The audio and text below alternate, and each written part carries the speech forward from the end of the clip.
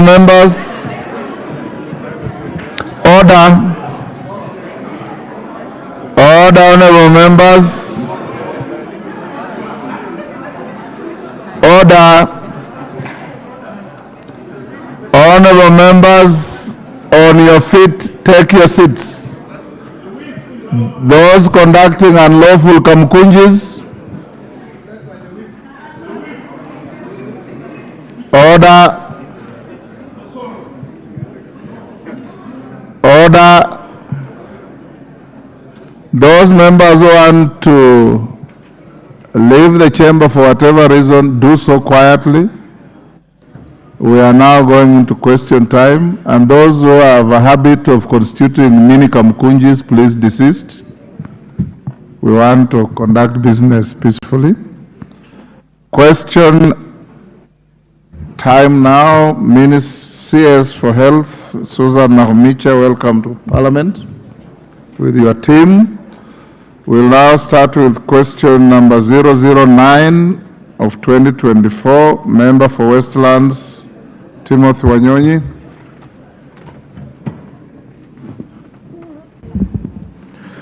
Thank you, Mr. Speaker. Mr. Speaker, I ask question 009 of 2024, the Cabinet Secretary for Health. Could the Cabinet Secretary explain why the ministry is yet to post medical interns who ought to have been posted in September 2023, noting that such a delay denies the affected graduates the opportunity to put into practice the theoretical skills gained? Question number 2, provide timelines to which the collective bargaining agreement signed in 2017 between the Kenya Medical Practitioners, Pharmacists and Dentists Union and the government will be fully implemented. And number 3, outline the steps being taken to resolve the recent disputes and end the strike to ensure uninterrupted health delivery. Thank you, Mr. Speaker. Proceed.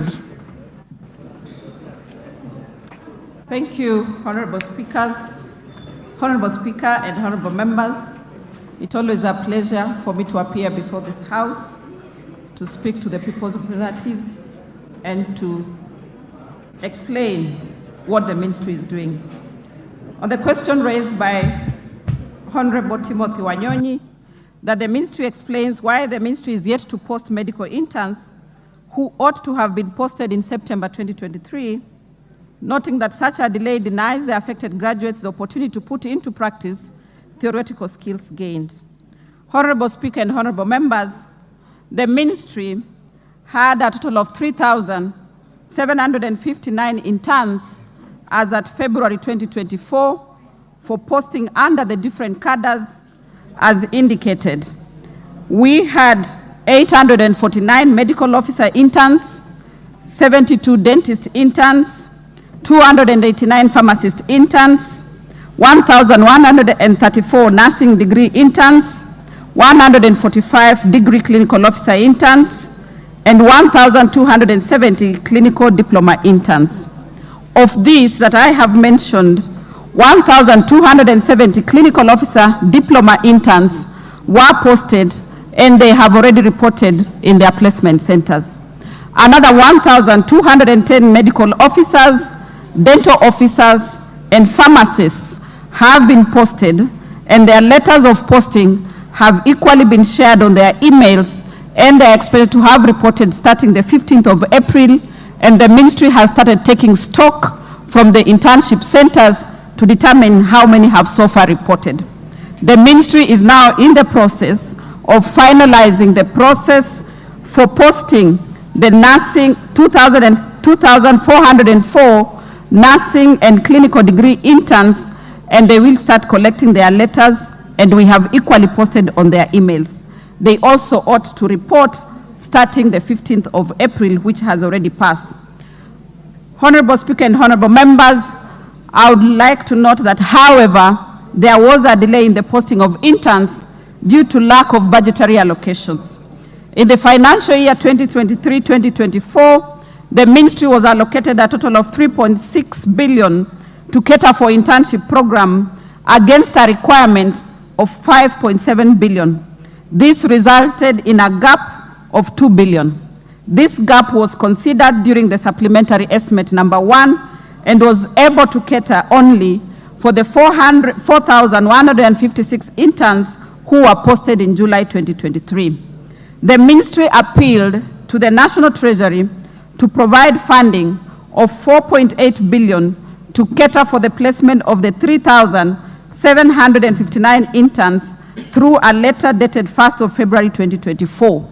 The National Treasury replied to the letter through a letter on the 13th of February, indicating that they were not in a position to provide requested funds and advised the ministry to rationalize the numbers and equally to review the internship policy with a view to accommodate more interns within the available budgetary provisions. Following the guidance from the National Treasury, the ministry wrote to the Salary and Remuneration Commission for guidance on how to rationalize that. The SRC responded by providing stipend rates to be payable to interns. With the rates from the SRC, the ministry wrote to the National Treasury and managed to secure 2.3 billion to post the 3,755 interns. It is on this rate that the interns I have indicated above have been posted. Honorable Speaker and honorable members, on the second part of the question, that the ministry provides timelines to which the collective bargaining agreement signed in 2017 between Kenya Medical Practitioner, Pharmacy and Dentist Union and the government will be fully implemented. Honorable Speaker and members, the collective bargaining agreement signed with KMPDU in 2017 continue to be implemented by the national government. The national government has so far undertaken the following to fulfill its obligations under the CBA. 1, it has facilitated the payment of basic salary arrears accrued by the national government entities arising from the 2017-2021 CBA. And I would like to confirm that indeed the national government has actually even paid in excess, and there are some doctors who owe the national government some money. The national government has also provided grants and scholarship for eligible postgraduate medical officers based on immediate service needs basis. Equally, the national government has provided comprehensive medical insurance to the doctors at the national government level. In the financial year 2023-2024, the ministry posted 4,156 medical interns in July 2023 at a total cost of 4.3 billion. These interns are due to complete their internship in June 2024. Similarly, the ministry secured 2.3 billion to post the 3,759 medical interns according to the SRC advisory rates. However, there are challenges in implementation of some of the provisions, including the areas of internship. These challenges will be addressed in the new cycle of negotiations of the CBA, which is ongoing. It is also important to note that a good number of those aspects of the CBA need to be implemented by the county governments. The third question, Honorable Speaker and members, outlined the steps being taken to resolve the recent dispute and end the strike to ensure uninterrupted healthcare delivery. Honorable Speaker and honorable members, the ministry is taking various steps and measures to resolve the ongoing strike. The measures being taken have been categorized into immediate and short-term, medium-term, and long-term.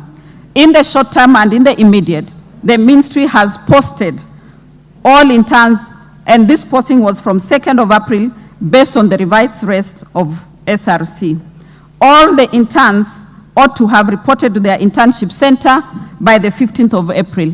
Honorable Speaker and honorable members, I've said the ministry is in the process of collecting returns from the respective internship centers.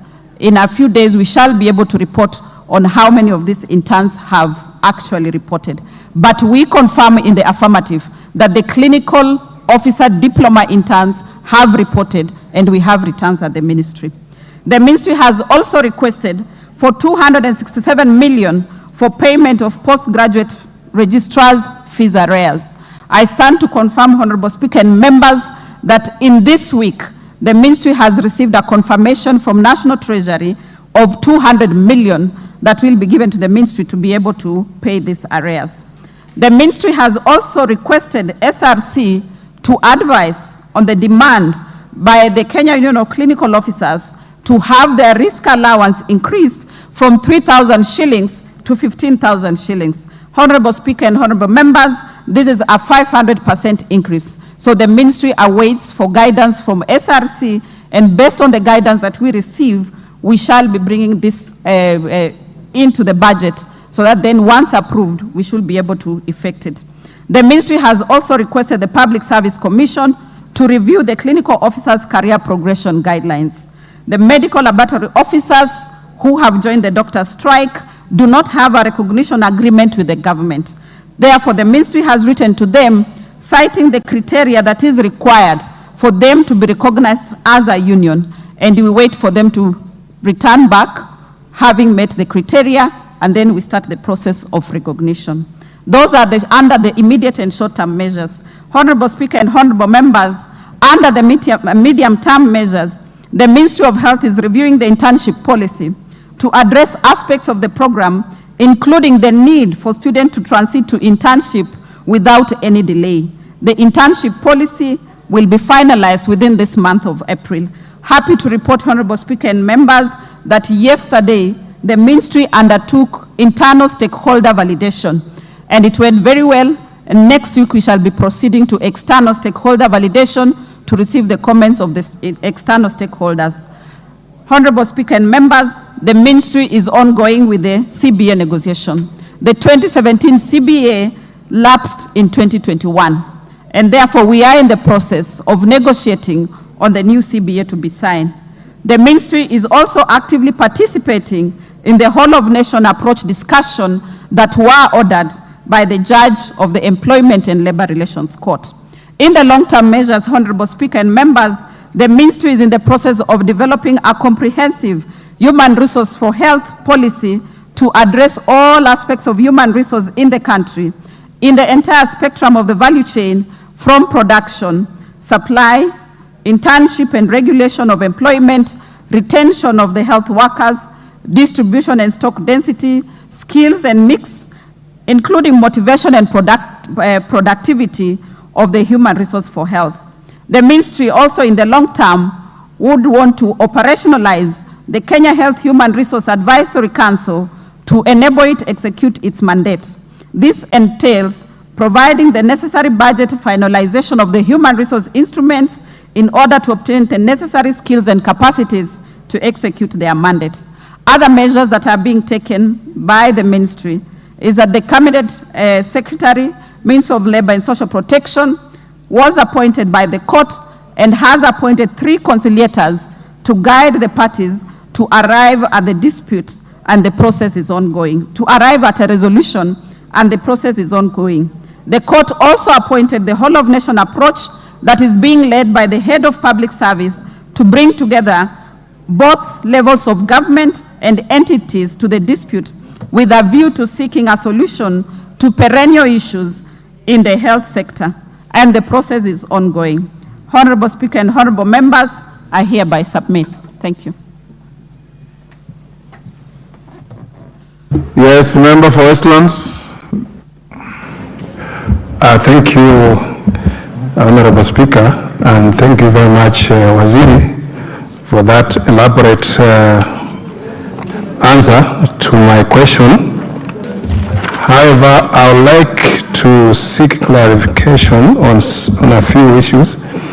Considering the importance of maintaining stable healthcare system, what strategies are being implemented to prevent similar delays in disputes in the future, particularly regarding the implementation of agreements and timely placement of medical professionals? And the second clarification I need is, what strategies are in place to regulate the number of graduates from the medical schools in the country, and efforts for coordination that will ensure Ministry of Health is aware of expected interns before every budgeting cycle for adequate planning. Thank you. Minister will take several, having gotten from the questioner. I'll allow a couple of joyriders, starting with the member for Senate.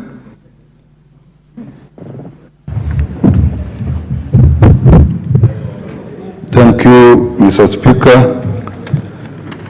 I would have liked to do more than being a joyrider, but this, as we know, the whole week I've been trying that, but I'll take what is available. Mr. Speaker,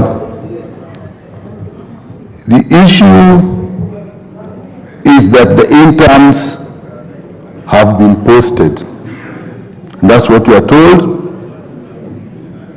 But what we know, not all interns have reported. And then that brings to me the issue that I would like a clarification from the minister. When we use the word intern, who are we talking about? There are various cadres within the ministry, and they do different internship. Now, there are also generally in the country the term internship which is used in industry. Do we have a clear clarification of who these are? And why I ask that question, Mr. Speaker, is this. We have some interns who are now employed. Now we have interns who are now going to get stipends. If we understand it, the difference between somebody who is earning a salary and somebody who is given a stipend is that the person who is being given a stipend is not employed, but is being given some support. By definition, an intern is actually a doctor who is starting work. He or she has graduated, has taken the Hippocratic Oath, has actually been given an interim license, and when they are on duty in hostels where they are, the structure in those hostels will normally be, amongst the doctors, there's a first on call, who is always the intern, there's a second on call, and there's a third on call. And at all these levels, people call on the next level if they reach their limit of ability. And many, many times in ministrations, interns will actually see patients right through to discharge and they go home. So when we are now talking of stipend, are we saying these people are not employed? So you will then have two, one on a full salary of what we are talking of 200,000 and one on the salary of 90,000, working side by side doing the same thing. How will that work? And is that good for peace in the industry? Because of your tremendous interest on the matter, can you now ask the question? You've been making a speech. Mr. Speaker, all these are questions. When we talk of insurance, the minister said the insurance has been paid at national level. What that means is there are some doctors at county level that do not have an insurance. And that actually is the status. Why is it not that we use the coordination mechanisms within the government provided in the Constitution so that health workers, not just doctors, have similar conditions of work across, because that is provided for, and that is one of the reasons that is giving us problems. Mr. Speaker, the next one is the postgraduate doctor. And why I'm asking this question, this is a problem that has been there, it is in the strike now. I've said in our committee, and we have put this, and I want to ask the minister if this can help this country. Why is it that when these come for postgraduate, they are working in hostels that are government hostels, which are funded by government, and the work they are doing is full work? Why can't we, while funding those hostels, create these positions which are paid for at that hostel, so that the counties don't have to pay them when they are actually working in Kenyatta? The counties can then use that money to employ doctors during that period they are away, because that is giving us a problem. Last one.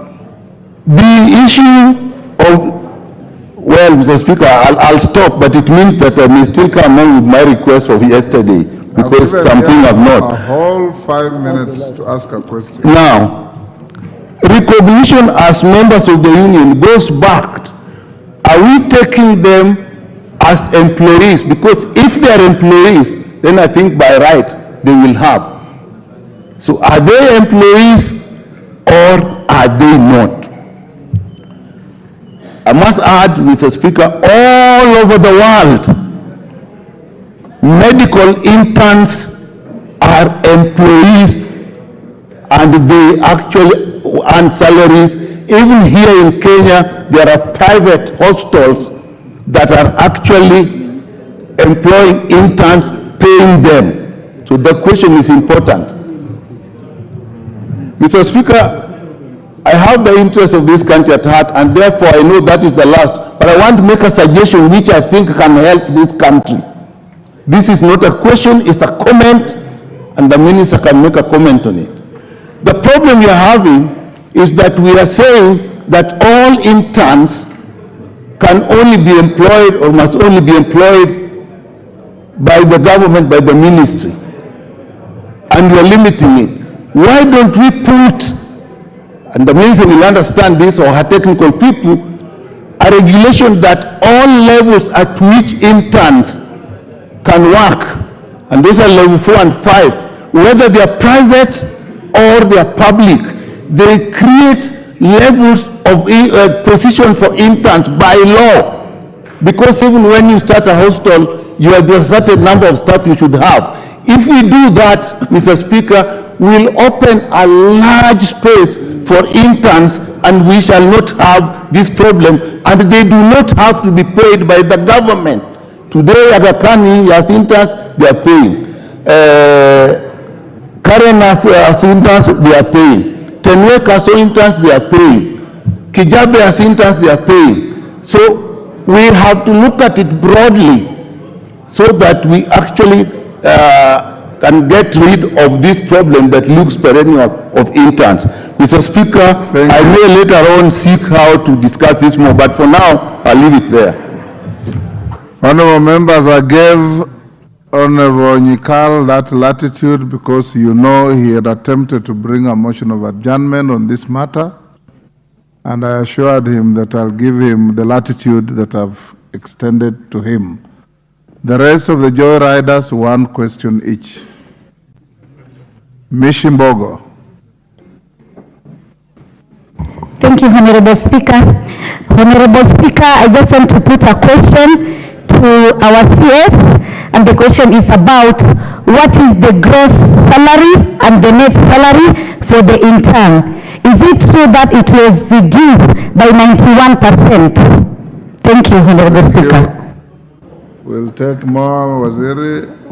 Junaid Mohammed. Thank you, Mr. Speaker. Speaker, I would like to ask a supplementary question. First, I don't understand which law this whole government nation is anchored on. This concept of whole government approach, I don't know what it is. I know Ministry of Labor, Ministry of Health, that's beside the point. But the interns' salaries or stipend, whatever you want to call it, in the CBA was meant to be 206,000. That's what they are claiming. The ministry initially proposed 47,000, but later went to 70,000. I would like to know from the ministry, how did you come up with that figure of 70,000? What did you consider in coming up with those figures? Is it the cost of living? Is it the availability of funds? How did you come up that 70,000 is enough for interns? I would like to know. Thank you. Yes, I'll give to Mama Zamzam. Asante sana Mheshimiwa Spika. Swali moja tu. Namuuliza waziri, nilimsikia akisema kuwa amewapa madaktari mambo yao kutatuliwa mpaka Julai. Nataka nimuulize, kuna yule mama ambaye ni mjamzito na mtoto amefika wakati wake wa kuzaliwa, anahitaji daktari kumsaidia. Huyu mtoto yeye amempangia kitu gani na kwa nini ameondoa linda mama ambaye asaidia kina mama? Asante. Mwenje. Minister, record all those. I'll give you. Thank you, Honorable Speaker. Honorable Speaker, during this time where the doctors and the interns are on strike, I'd like the Cabinet Secretary to tell Kenyans directly, especially women who are expectant, where can they obtain services? This is an issue, Honorable Speaker. All members of Parliament are being contacted by their constituents, and because of the shortage of doctors, what options do Kenyans have during this difficult time? Thank you, Honorable Speaker. Thank you. John Badi. Mutauliza tu. Thank you, Mr. Speaker. And I want to thank the Cabinet Secretary for a detailed answer or response to this question. But I just want to ask one straight question. The CS has indicated clearly that she has been asked by the Treasury to rationalize the budget of the ministry. What is the CS doing in that exercise of rationalization of the budget? Because a lot of money is spent on services which ordinarily should be devolved. Yet, important assignments for the national government, like this case of intern doctors, is given lip service. So what are you doing? Can you state to this House and to the people of Kenya specifically what you are doing in terms of rationalizing the budget of the ministry? Thank you, Mr. Speaker. The member next to Mishi, you are very far, I can't. That is Ken Chonga. Let him use Ben Chonga. Yes. Yes, Mheshimiwa. Thank you, Mr. Speaker. I would like to know from Madam Waziri. She said that the CBA of 2017 expired and they're working on the current CBA. But what measure is the ministry taking to avert any more strikes? Because it is like before the doctors are given whatever they have agreed in the CBA, a strike might follow. And so many people are suffering, people are dying. There is total chaos in the history of the health industry. What measures is the ministry taking to ensure that we no longer undergo a similar situation again? Thank you. TJ Kajwang. After that, Waziri, you can answer. Thank you, Mr. Speaker. We'll do another round. Mr. Speaker, you know, you and I, we have the misfortune of, we can only be patients, not like my brother here who can be a doctor. We can only be patients. But I pray that you and I, we do not go to hospital around this time when things are still not very stable. Mr. Speaker, my question is two. One, Madam Minister, are you lying to this House? That is an parliamentary language. Withdraw. Are you misleading this House? I withdraw. Are you misleading this House? Because the reason you came to this House, according to the question that was asked, was majorly to show us the level of implementation of the CBA. You have explained that you have implemented the CBA. In fact, you said that you have overpaid according to the CBA. But the truth, or what we have, the information we have from our constituents is different. She said a few doctors have been overpaid. Yes, a few doctors a general term. have been overpaid. Yes.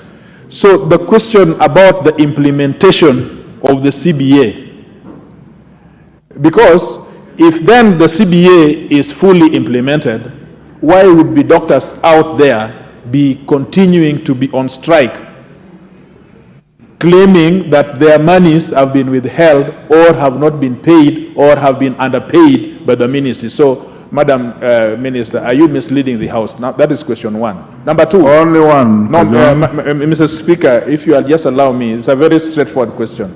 Very straightforward. Why are you not working on the return to work formula?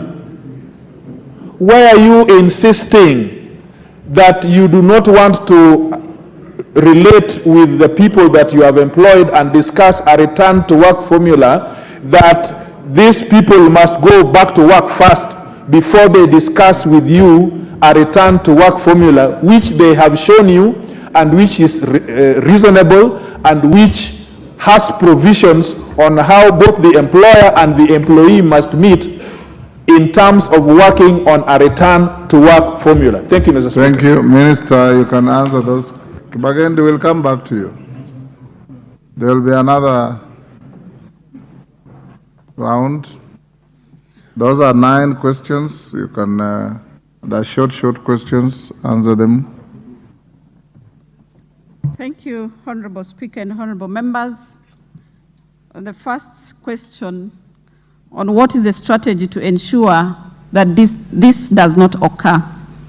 Honorable Speaker and Honorable Members, in my earlier response, I did indicate that we do have immediate and short-term measures, we have medium-term measures, and we have long-term measures. The medium and long-term measures, Honorable Speaker and members, are to ensure that this does not occur. And this includes development of policies. The internship policy, Honorable Speaker, I have already said that our plan is to finalize by end of April. We have already done internal stakeholder validation. Next week, we shall be going to external stakeholder validation, and by the end of April, this policy shall be taken to Cabinet for consideration, and after that, it shall be brought to this House. Honorable Speaker and members, those are some of the strategies that we have put in place to ensure that this does not recur. Strategies to ensure coordination between the Ministry of Education and Ministry of Health. During this crisis period, Honorable Speaker and members, we have met together with my colleague, the Cabinet Secretary for Education, and we have put together a joint committee that includes the Commission of University Education, the Kenya Medical Practitioner and Dentist Council, COOPS, that is the one that admits students, the universities, and we have given them a timeline of 1 month to be able to look through what is it that is required in terms of production, in terms of the available facilities for training, and what we need to do to ensure that then we are training enough numbers that we are able to cater for.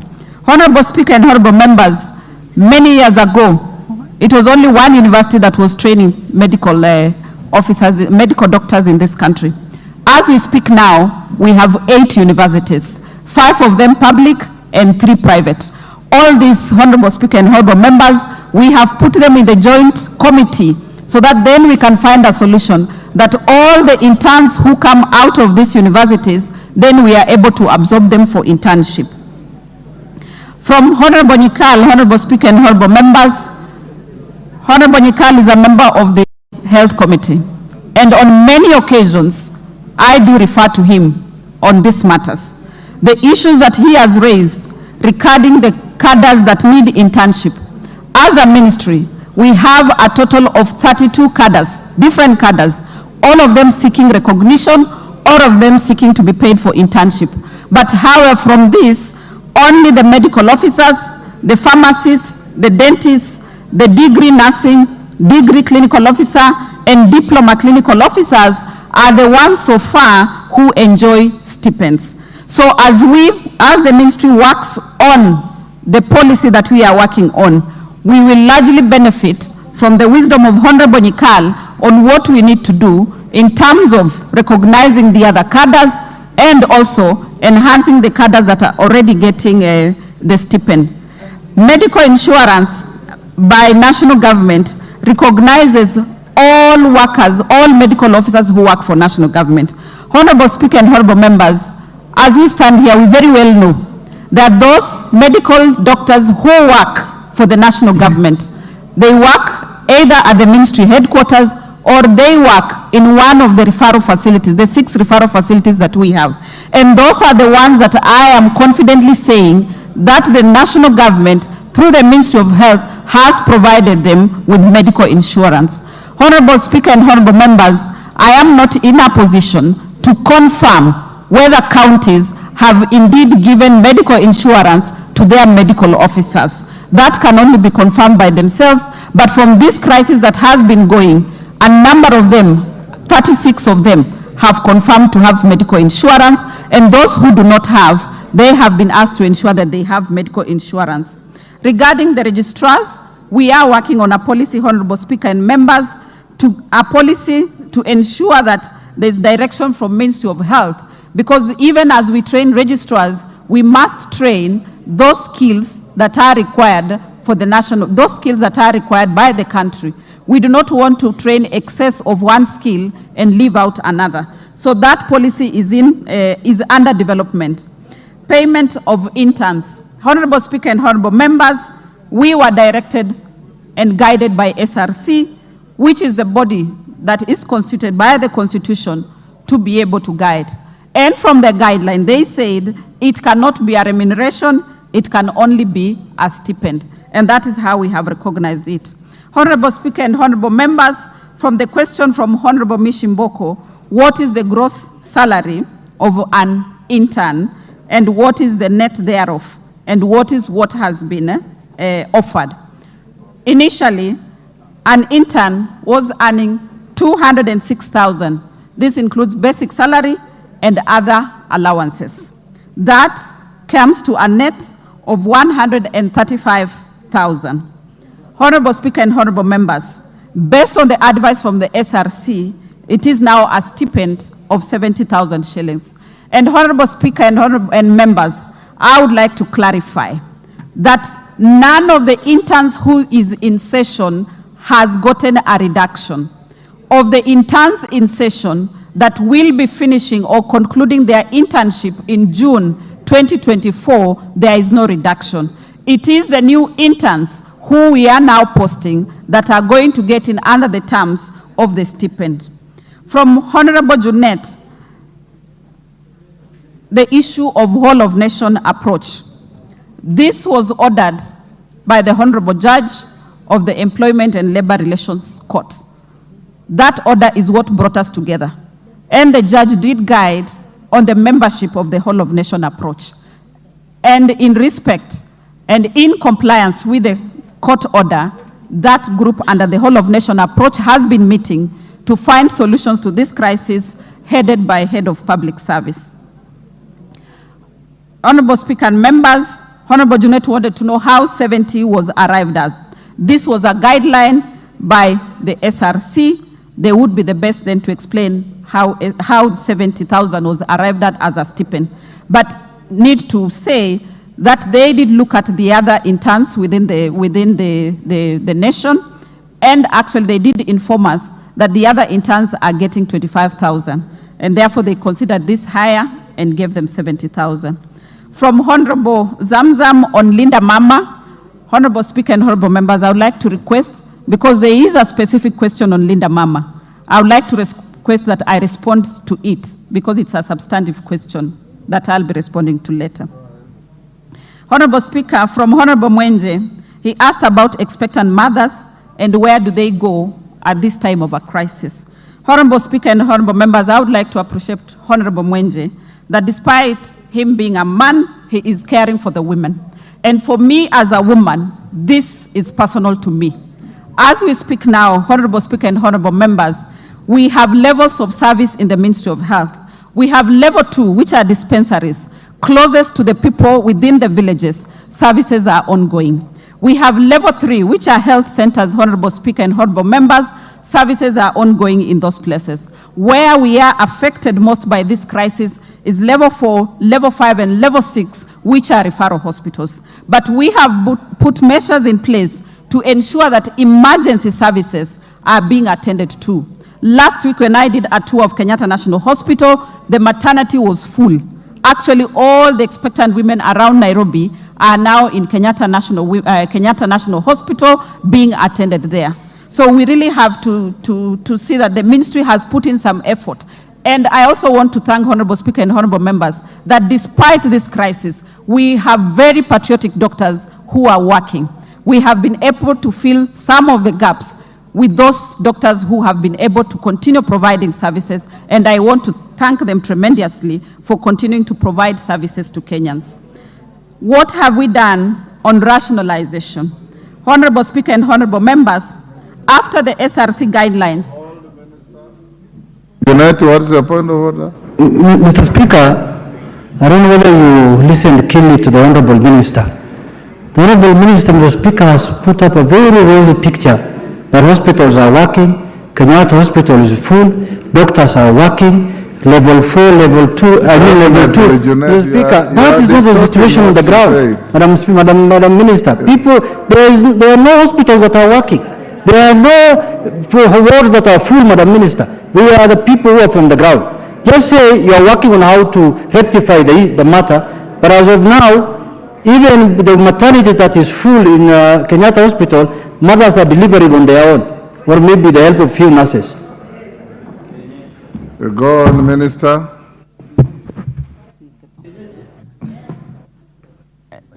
Thank you very much, Honorable Speaker and Honorable Members. Level 2 dispensaries are manned by nurses. We have over 9,000 dispensaries in the country, and they are functional. Level 3 facilities are manned by nurses and clinical officers, and most of them are functional. I did acknowledge that indeed we have a problem at level 4, level 5, and level 6. But I say emergency services are being offered. And I just gave an experience of my walkthrough of Kenyatta National Hospital last week.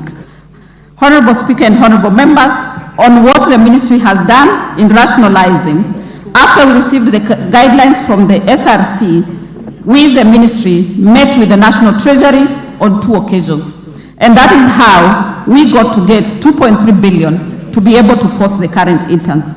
We have also been getting the numbers that are in the pipeline in the training institutions, so that then we plan ahead through the budgeting process to ensure that then they are taken care of. The other question, Honorable Speaker and Members, is what is the ministry doing to ensure that this does not recur? And I would like to reiterate, Mr. Honorable Speaker, that through the medium term, long term position that I had raised earlier, we believe that the ministry will be able to resolve this and this does not recur. However, Honorable Speaker and Honorable Members, I would like to thank members of this House that the ministry brought to this House 4 acts and they were able to be processed. One of the outcomes of those 4 acts is the Social Health Insurance Act. The Social Health Insurance Act, Honorable Speaker and Honorable Members, as we sit here today, less than 20% of Kenyans have some form of medical insurance. So what we intend to achieve with the Social Health Insurance Act is to drive those numbers up and ensure as many as possible. Our target is to get at least 80% of Kenyans to be on insurance. And once resources are raised through the Social Health Insurance Act, we want to believe that we'll be able to take care of commodities, take care of equipment, and take care of the most important pillar of universal health coverage, which is the human resource for health. Honorable Speaker, the question from Honorable Kajwang about the CBA. Honorable Speaker and Honorable Members, we cannot live in denial.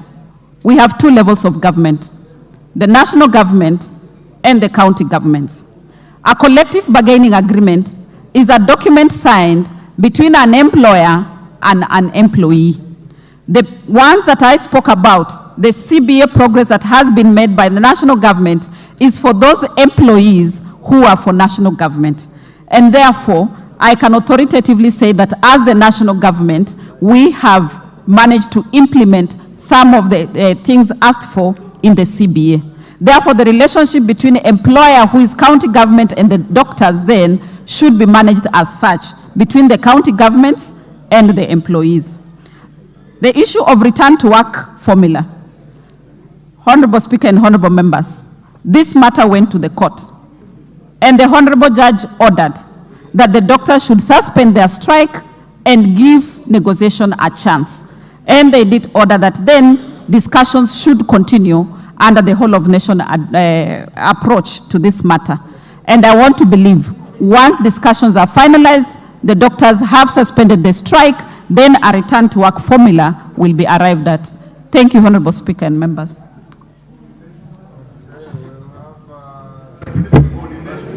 Kibagendi. Honorable Nyikawa, you're out of order. I've not given you an opportunity. Thank you. I will come to you. Thank you, Honorable Speaker. I hardly give members to have a second bite, especially when you're a joyrider. Yes, Kibagendi. Thank you, Honorable Speaker. And my question to Honorable PS is why is NHIF not paying hospitals, both private and public hospitals, to the extent that our citizens are not able to get services? And in particular, there is discrimination to the region that I come from, Kisii County. Thank you. Elisha.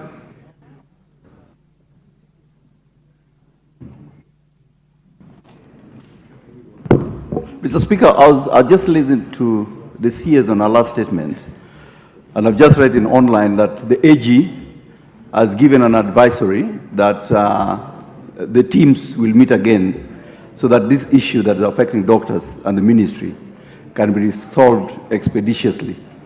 So I think that's a good step on the right direction from the AG. I just want to give that information. Thank you. Pasaris.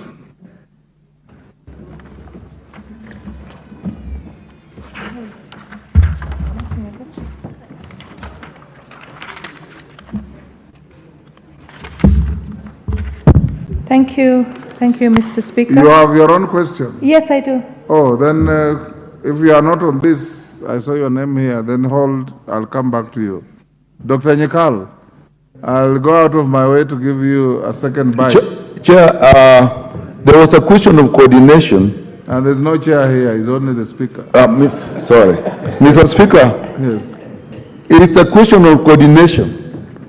The Honorable, the Minister is right that they have paid at the national level and the county government have not paid.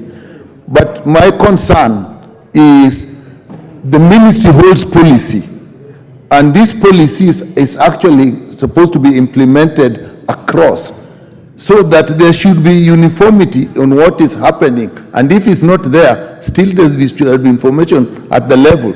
And I was asking, are we using the constitutional bodies such as the Intergovernmental Relations Technical Committee, particularly the Health Forum, where the technical people at the ministry and at the county will meet, and so things will be done similarly at the national level and the county level? That is my question. Is it being used? Is it useful? Thank you. Nisula. Mr. Speaker, I wanted to direct my question to the Cabinet Secretary. I am aware that the National Insurance Fund, the National Health Insurance Fund, NHIF, ended the Edu Afia, where our learners were being covered, and I just wanted to find out what is the alternative, or whether the shift is going to cover our learners in schools. Thank you. Who is the member there? Is that Edith Nyenze? Yes, Edith. Thank you, Speaker. I wanted to find out from the CS, how do you compare the rate of death from the time the doctors went on strike as compared to the last time last year? And as your ministry, is your ministry doing enough to ensure that the doctors go back to work? Okay, yes, Women Rep for Narok, Rebecca Tonkei.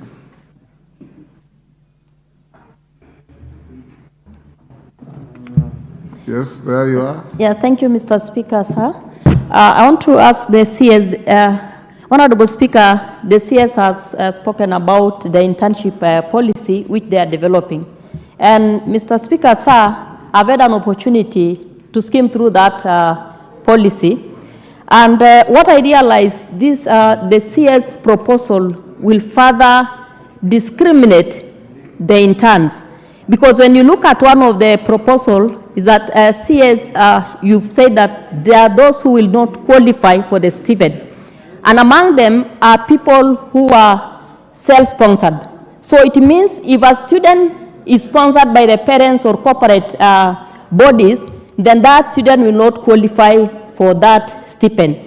Honorable Speaker, can the CS tell us what is the reason? Because this is going to further discriminate the students who are self-sponsored. Secondly, Mr. Only one, Rebecca.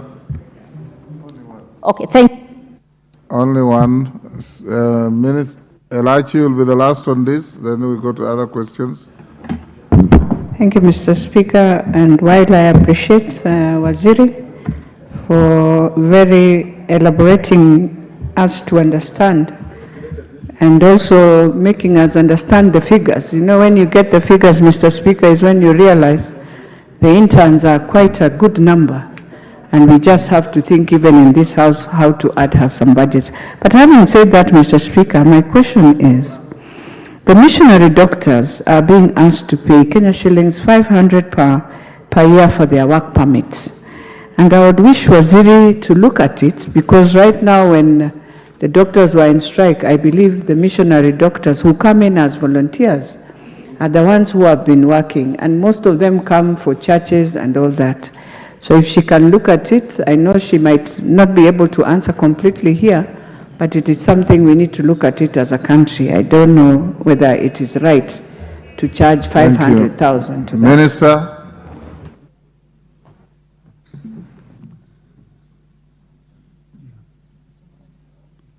Thank you, Honorable Speaker and Honorable Members. The question raised by Honorable Kibagendi regarding payment of NHIF claims. Indeed, there has been a delay in payment of claims due to delay in exchequer release. Honorable Speaker and Honorable Members, as we speak now, NHIF owes service providers close to 30 billion shillings. And of these 30 billion shillings, 22 billion is owed to NHIF by government and other government entities. Honorable Speaker and Honorable Members, this week we have had a meeting with National Treasury, and yesterday the Principal Secretary for Medical Services did receive a confirmation from Treasury of a release of 5.5 billion for payment of claims. So we are expecting that once the money hits the account this week, then payment of the claims by NHIF need to proceed as from next week. But I also want to clarify that payment of claims is an ongoing exercise. Last year alone, NHIF paid out a total of 36 billion shillings. So as claims continue to be verified and reconciled, they get to be paid as and when exchequer releases are available. The issue by Dr. Nyikal about the CBA, really a CBA is collective bargaining agreement between an employer and an employee. Medical cover is provided by the employer to an employee. So I still want to say, Honorable Speaker and members, that as national government, we can only take responsibilities for the employees that belong to the national government. And having said that, the issue of a CBA is not a policy issue. The issue of a CBA is what is signed and agreed between parties. But the ministry, we continue to play our responsibility in development of policies, and that is why at the moment we are working on the internship policy. Regarding Edu Afia, Honorable Speaker and Honorable Members, this scheme came to an end, lapsed in December. Before lapsing, the Ministry of Health wrote to the Ministry of Education, informing them of the end of the scheme of Edu Afia. We expected that then the Ministry of Education would write back and ask the Ministry of Health to extend that, but that was not done. So we did not receive an extension. However, Honorable Speaker and Honorable Members, I would like to confirm that under the new Social Health Authority, we now have a cover for all Kenyans. And this has expanded benefits package that besides Edu Afia that was covering a student, the Social Health Authority Act now ensures that there is a cover for all members of the family. That includes mama, it includes the children who are in school, it includes the mzee who may not be at school. So we now have an expanded benefits package to cover all members of the family. Honorable Speaker and Honorable Members, the issue of the rate of death in the facilities occasioned by this crisis. Honorable Speaker and Honorable Members, the ministry has a tool on a daily basis that we get to receive what is happening in our health facilities. And from the national level, Honorable Speaker and Honorable Members, the rate of death has gone down. But as a ministry, we know it is because people have not been coming to hospital. So we want to go further and drill and see what is happening within the communities. And once we get to that point, then we shall conclusively say what is the rate of death based on the crisis. The question raised by Honorable Tongei regarding the policy that there is a discrimination. I would like to affirm that the policy is still under development. We have only done internal stakeholder validation. We have an opportunity for external stakeholder validation. And during such a process, comments, reviews, and suggestions are received from several stakeholders. And I want to believe that if that came through from their stakeholders, then it will be subjected to the process. And the document that we will end up with as the policy will be one that speaks to the needs of majority of Kenyans. On the issue of missionary doctors, the permits, Honorable Speaker and Honorable Members, are issued by Ministry of Interior. I would not want to comment on it. For us, we wait until they have been issued permits, then the Kenya Medical Practitioner and Dentist Council issues licenses for their practice. But that is an issue that has been raised by the faith-based organizations, and it has already been given to the attention of the Ministry of Interior to be able to look at it and see how do they rationalize. And I want to agree with the Honorable Member that indeed the missionary hospitals, the faith-based facilities are playing a critical role during this crisis. Thank you, Honorable Speaker and members. Thank you, Minister. We'll end there on this question. We'll now go to the next questions. Honorable members, the next ones, I'll allow the questioner and one joyrider so that we can make progress. Member for Ruiru, Simon Kingara, question 020 of 2024. Thank you, Honorable Speaker. May I take this opportunity to thank you for granting me an opportunity to ask a question number 20 of 2024, directed to the Cabinet Secretary for Health. Could the Cabinet Secretary clarify whether the Kenyatta University could the Cabinet Secretary clarify whether the Kenyatta University Teaching, Referral and Research Hospital imposes high deposit before attending to patients and that the NHIF cover caters for very minimal amount as compared to other facilities such as Kenyatta National Hospital and Kiambu Level 5. Number two, Mr. Speaker, sir, could the Cabinet Secretary provide details on the budgetary allocation provided to the hospital in the financial year 2023-2024, and further confirm that the Credit Control Department holds numerous title deeds for patients who are unable to meet the high medical bills and considerable number of bodies are locked at the hospital mortuary. Finally, Mr. Speaker, could the Cabinet Secretary elaborate on measures by the ministry to ensure affordability, including offering the waivers of health care services within the facility, especially given the diverse income levels of the population of rural and neighboring constituencies that the facility serves. Thank you, Mr. Speaker.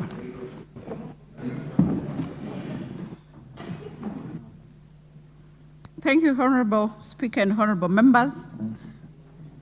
We need to clarify whether Kenyatta University Teaching and Referral Hospital imposes high deposits before attending to patients, and that the NHIF cover caters for very minimal amounts as compared to other facilities such as Kenyatta National and Kiambu Level 5 Hospital. Honorable Speaker and Honorable Members, Kenyatta University Teaching Referral Hospital does not impose high deposits before attending to patients.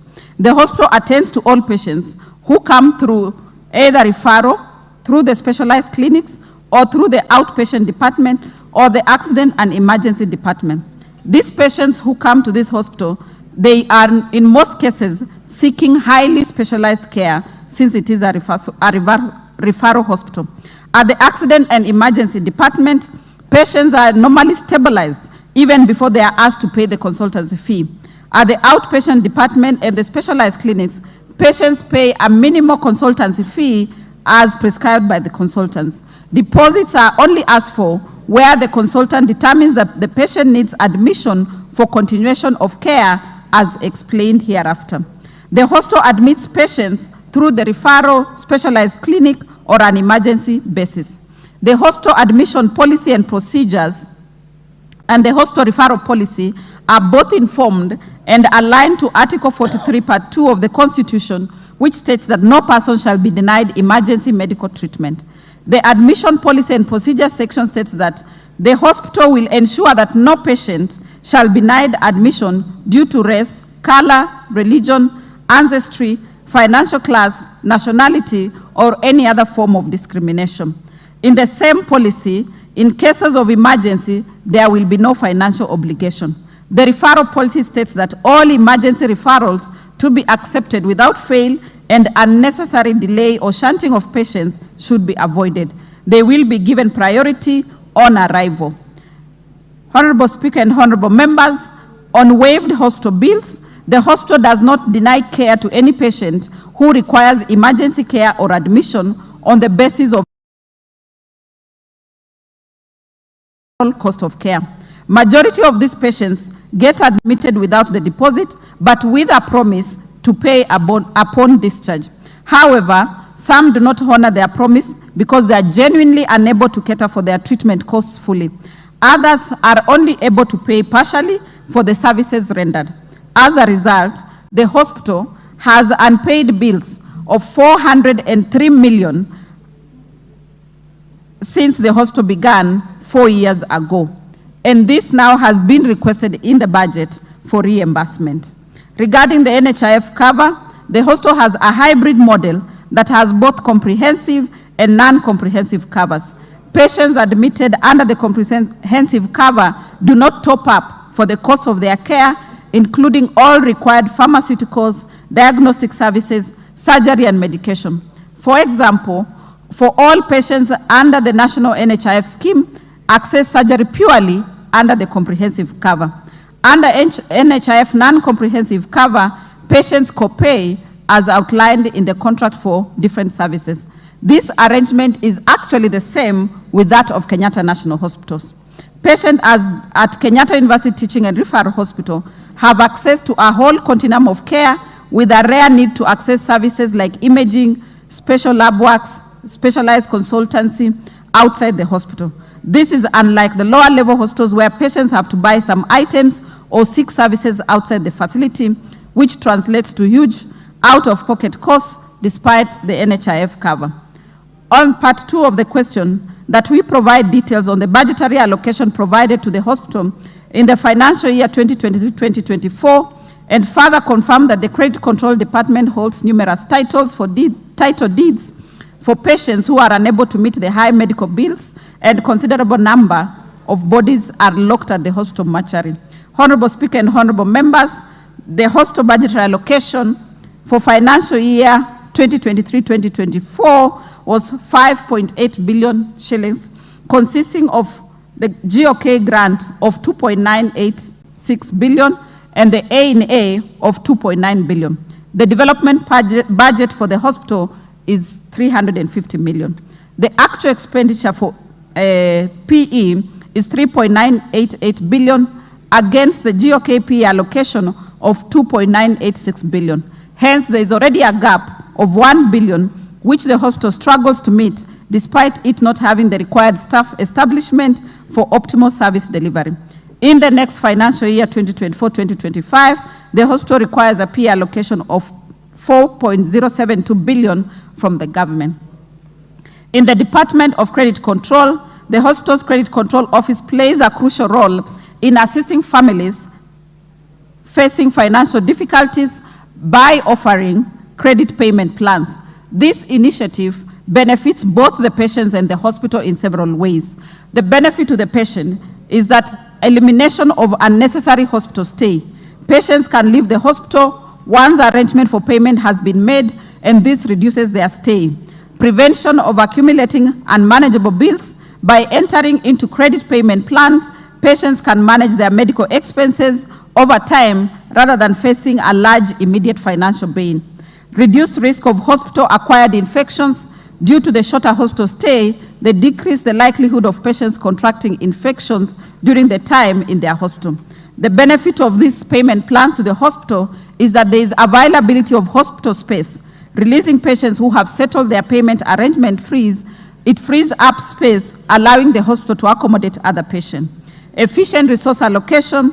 By recovering debts through credit payment plans, the hospital can allocate its resources more effectively, ensuring that resources are available for patients who need them. There is also mitigation of budgetary limitations, thus managing outstanding debts, and helps the hospital to navigate the budgetary constraints that it experiences. The use of title deeds as security for these arrangements. Title deeds are utilized solely as security for the commitments made by the patients or their families. Once the debt are fully recovered according to the agreed upon terms, the title deeds are returned to their respective owners. This practice provides assurance to the hospital that the debts will be repaid, while also safeguards the assets of the patients or their families. Overall, this approach demonstrates a proactive effort by the hospital to address financial challenges faced by patients and their families, while also ensuring efficient operation of healthcare services within the constraints of budgetary limitation.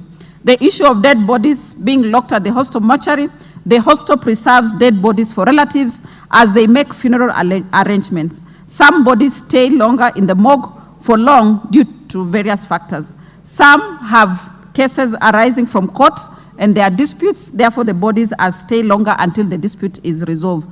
The hospital also has unclaimed bodies. We have delays from families as they fundraise and make funeral arrangements. Some families make requests to be allowed time to enable them to fundraise, since once a burial is done, it becomes difficult for them to mobilize funds.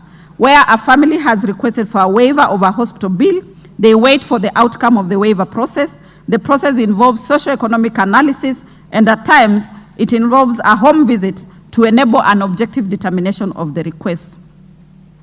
Part 3 of the question, to elaborate on measures by the ministry to ensure affordability, offering of waivers for healthcare services within the facility, especially given to the diverse income levels of the population in Ruiru and neighboring constituencies that the facility serves. Honorable Speaker and honorable members, the Ministry of Health is currently on course in the establishment of the Social Health Authority and the seamless transition from NHIF. The Social Health Authority will provide social health insurance up to 85% of the population in the formal and informal sector. The government will continue paying for the indigents and the vulnerable populations. These measures will ensure that most Kenyans, including the poor and the vulnerable households, will have a form of prepayment of health insurance anytime they visit a facility, and they will not have to pay from out of pocket. The Social Health Authority, together with the Ministry of Health, has developed a comprehensive health benefits package enough to cover at least 70% of the prevalent conditions. The citizens of Ruiru and Kenyans at large will have to register and contribute to the social health insurance depending on their ability to pay in order to access services, not just at Kenyatta University Teaching and Referral Hospitals, but within other facilities.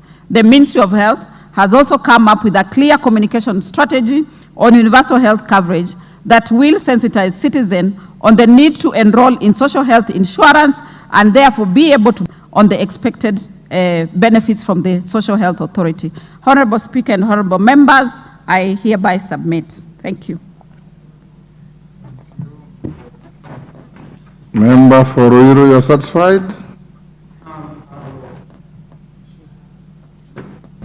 Give him the mic. There you are. Thank you, Mr. Speaker, sir. The questions are necessitated by discomfort of the community, and as it was answered to us, there are some areas which maybe I need some clarification, if you allow. Mr. Speaker. Just seek one clarification. Yeah, actually it's one clarification. Yes. Mr. Speaker, at the last bit of the answering, the minister said that the bodies or the documents are held because of arrangement by families or the same. But Mr. Speaker, there are documents held by that facility, and I have evidence for more than 2 years. So my question is, how long can the facility hold the document for the concerned family or the deceased person? And secondly, maybe how long also can they hold the body, because we also know bodies which have been there for many, many months or years. Thank you. Waziri? Sorry. Makali Mulu? Yeah, Thank you, Honorable Speaker. Honorable Speaker, it looks like I misplaced my card, so I want to thank you for giving me the chance. Honorable Speaker, I want to ask a question related to the issue. Although this question is specific to Kenyatta University Referral Hospital, I think the bigger issue, Honorable Speaker, is the issue of the cost of treatment in this country, both medication, consultation, and all these do this surgery. And Honorable Speaker, Makali Mulu, I've given you an opportunity to ask a supplementary to the specific question. Yeah. My specific question, Honorable Speaker, that we have the CS here. Is there anything the ministry is doing, Honorable Speaker, to bring down the cost of medication in this country and treatment?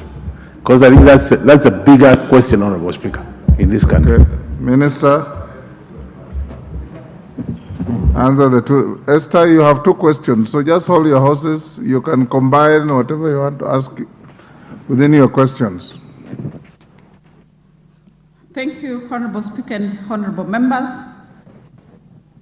On the issue of how long the bodies should be kept and should the documents be kept, Honorable Speaker, as I submitted earlier, before this is done, there is normally a conversation between the family and the hospital, and they agree on a plan. So once the plan is finalized, then the bodies are released or the documents are released to the family. But we shall retreat as a ministry to check into the ones you have said that they have stayed for very long. We are happy to get the specifics so that then we can address it with the hospital. Honorable Speaker, on the cost of treatment, the ministry has shifted focus from focusing on curative nature to now primary health care. Primary health care, Honorable Speaker and honorable members, is to ensure that we focus on prevention of disease. In itself is a way of ensuring that we manage the cost of health care. But furthermore, in terms of the commodities and other health products and technologies, the ministry has reinvented and is working specifically to focus on local manufacturers to ensure that other costs that are lumped on products and technologies, being that they have been brought into the countries, are reduced. And so far, the Kenya Medical Supplies Agency Authority has been able to implement the local manufacturing policy, and close to 50% of the items are now being sourced locally. Chair and honorable members, I submit.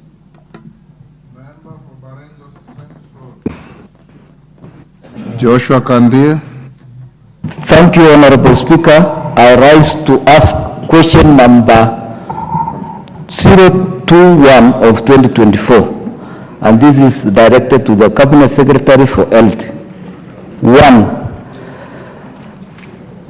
Could the Cabinet Secretary provide a list of all community health promoters in all the 290 constituencies? 2. Could the Cabinet Secretary explain the methods used by the ministry to select the said community health promoters across the country? 3. Could the Cabinet Secretary explain why drivers are not considered and counted as prone to risk while handling the emergency cases in Kenya?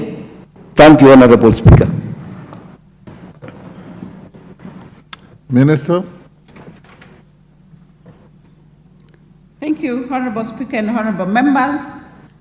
The question is for the Minister of Health to provide a list of all community health promoters in the 290 constituencies. Honorable Speaker and Honorable Members, I would like first to begin by saying community health services aim at empowering individuals, families, and communities to take charge of their health. Community health services are delivered by the community health promoters at the household level.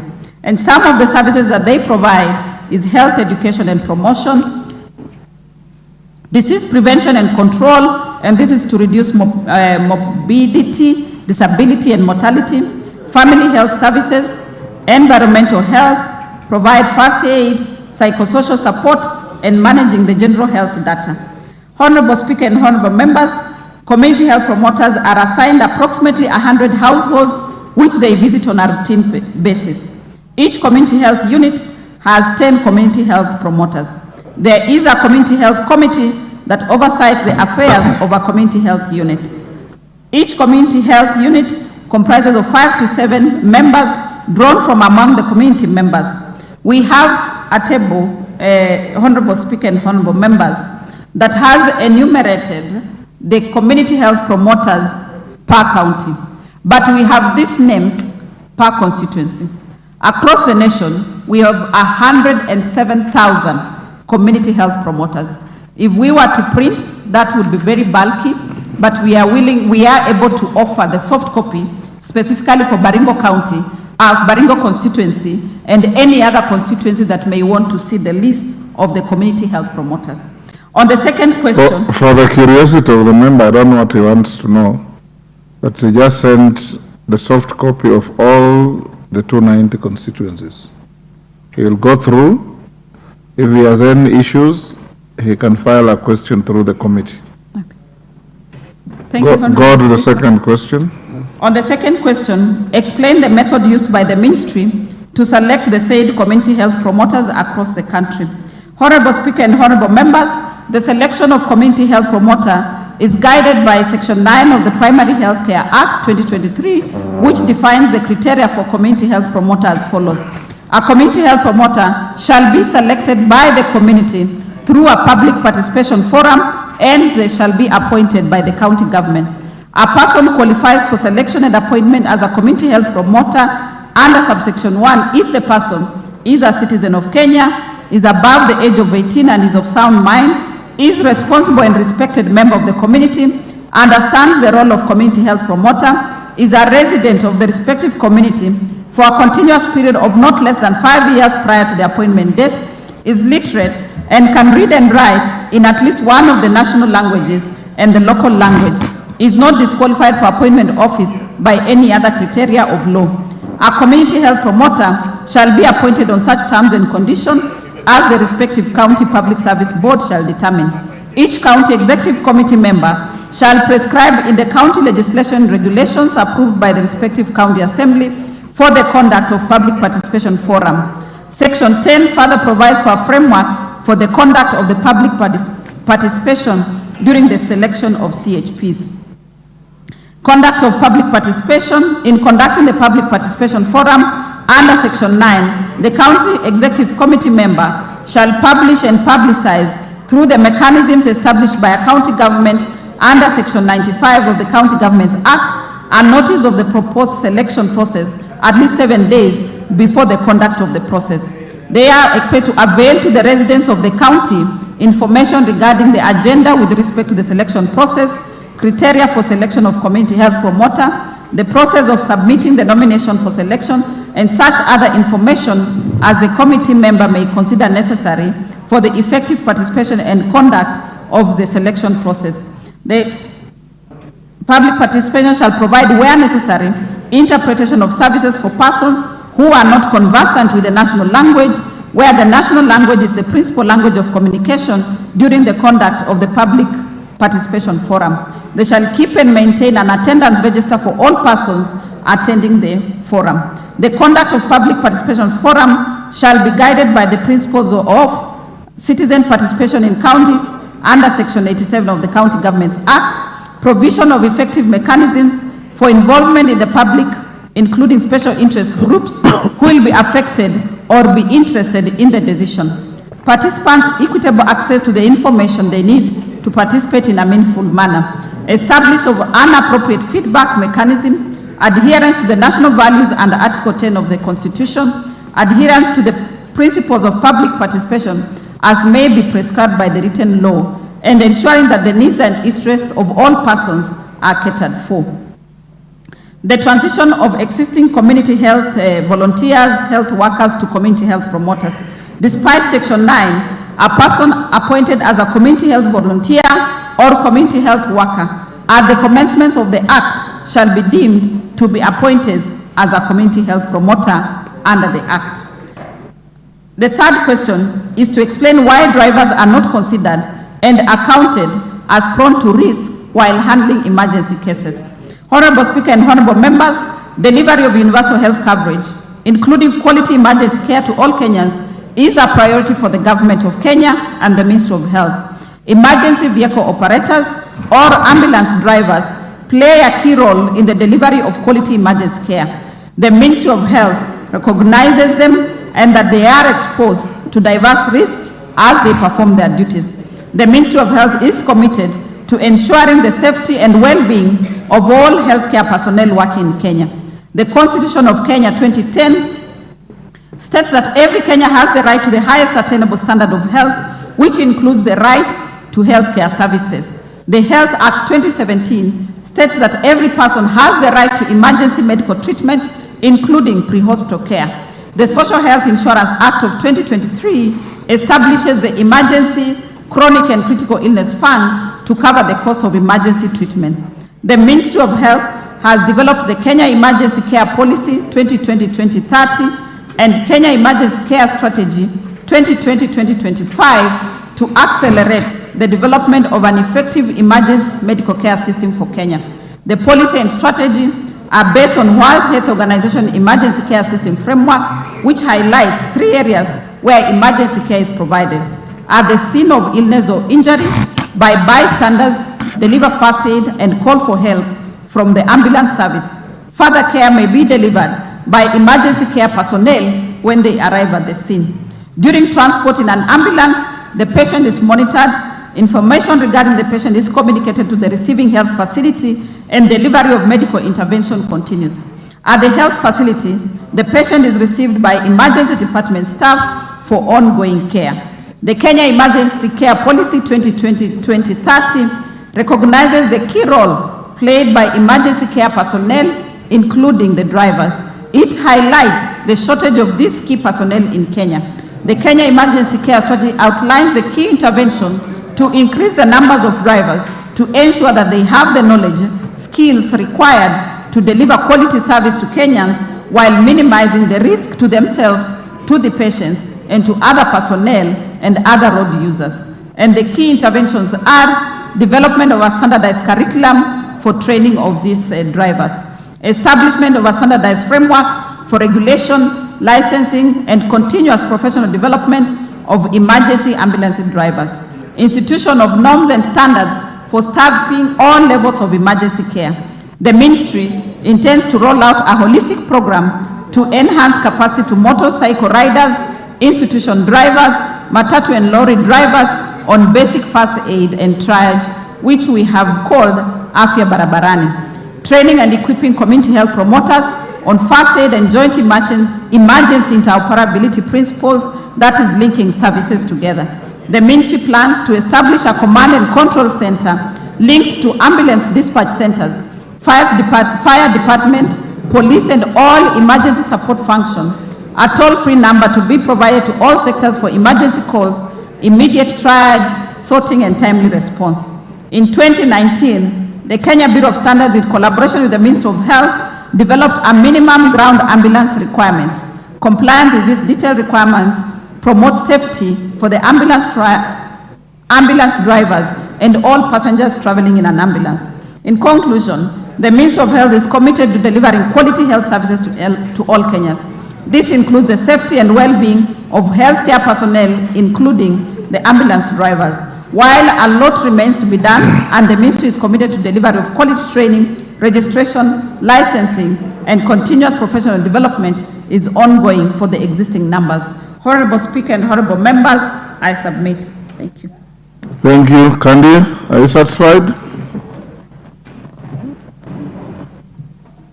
Give the mic to Honorable Kandi. Thank you, Honorable Speaker. I am partly satisfied. However, the last question, the CS has not given us whether they are going to be considered as, they are going to be given a risk allowance drivers, because they are doing the same work the other emergency workers are doing. That is that was drivers in the ministry or drivers anywhere? Emergency drivers. Or emergency drivers? Yeah. Okay. And secondly, Mr. Speaker, I have a second question which the minister can answer. Can the cabinet secretary tell Kenyans whether county government is paying these community health promoters, or they are relying on national government only? Minister, take a minute to answer that. We now must move faster. Thank you, Honorable Speaker and members.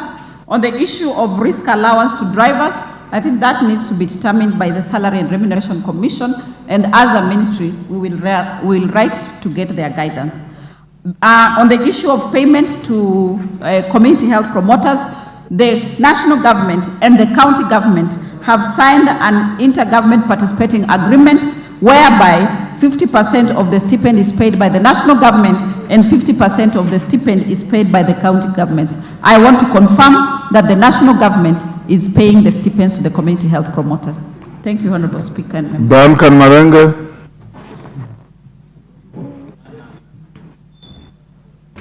Minister, now we must take a maximum of 5 minutes per question. Thank you, Honorable Speaker. I wish to ask question number 086 of 2024 to the Cabinet Secretary. Could the Cabinet Secretary explain the factors used to determine how much a non-salaried Kenyan citizen ought to pay to SHIF and how regularly they should pay per year? Second question, the second part of the question, could the Cabinet Secretary state the percentage of the salary that employed Kenyans should be deducted from the payslip towards the SHIF, and further clarify if there is an upper limit on the contributions? Thank you, Honorable Speaker. Minister. Thank you very much, Honorable Speaker and honorable members. The question is for us to explain the factors used to determine how much a non-salaried Kenyan citizen ought to pay to Social Health Insurance Fund and how regularly they should pay per year. Honorable Speaker and honorable members, I want to begin by appreciating Honorable Duncan Madenge as a member of the Health Committee. We have been with him in discussions. He has been participating actively in the development of regulations, and he even hosted the Ministry of Health during the public participation of regulations in Nyeri. Section 27 of the Social Health Insurance Act 2023 provides that in case of a household whose income is not derived from salaried employment, an annual contribution over proportion of household income is determined by the means testing instrument. In the Social Health Insurance General Regulations 2024, this was further explained by Regulation 18, Part 1 to 2, which states that a household whose income is not derived from salaried employment shall pay an annual contribution to the Social Health Insurance Fund at a rate of 2.75% of household income as determined by the means testing instrument as per Regulation 21. The factors to be considered by the means testing tool are individual and household characteristics. Individual characteristics include the number of family members, marital status, and the gender of the household head, whereas household characteristics include housing condition, access to services, e.g. electricity and source of water. This means the means testing tool will then run the data and provide the estimated income of a household using consumption data from the Kenya National Bureau of Statistics. The non-salaried persons will be required to pay annual contribution to curb the use of adverse selection where only the sick pay for insurance. Under question 2, to state the percentage of the salary that employed Kenyans should be deducted from the pay slip towards Social Health Insurance Fund and clarify if there is an upper limit on the contribution. Honorable Speaker and honorable members, Section 27, Part 2A of the Social Health Insurance Act 2023 provides that in the case of a household whose income is derived from salaried employment, a monthly statutory deduction from the wages or salary by the employer at a rate prescribed by the Act, in tandem with the Act, the Social Health Insurance General Regulations of 2024, Clause 17, Part 1, states that for a household whose income is derived from salaried employment, a monthly statutory deduction to Social Health Insurance Fund at a rate of 2.75% of the gross salary or wage of the household shall be contributed by the 9th day of each month. There is no upper limit on the contribution. Honorable Speaker and honorable members, I submit. Thank you.